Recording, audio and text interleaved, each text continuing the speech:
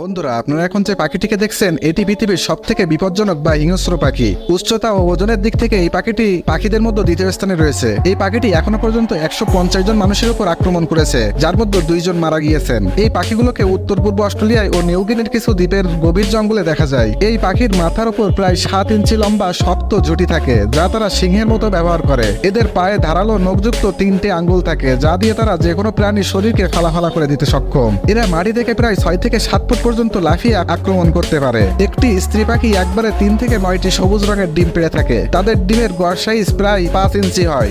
স্ত্রী পাখির ডিম পাড়ার পর থেকে ডিমে তাওয়া দেওয়া এবং বড় করা পর্যন্ত সকল দায়িত্ব থাকে পুরুষ পাখির উপর। ডিম পাড়ার পর স্ত্রী পাখি অন্য পুরুষ পাখির সাথে কেটে পড়ে। এতক্ষণ যে পাখির কথা শুনছেন, এই পাখির নাম cassowary. Cassowary is the most dangerous bird in the world. বন্ধুরা, আপনারা এখন যে পাখিটিকে দেখছেন এটি পৃথিবীর সবথেকে বিপজ্জনক বা হিংস্র পাখি। উচ্চতা ও ওজনের দিক থেকে এই পাখিটি পাখিদের মধ্যে দ্বিতীয় স্থানে রয়েছে।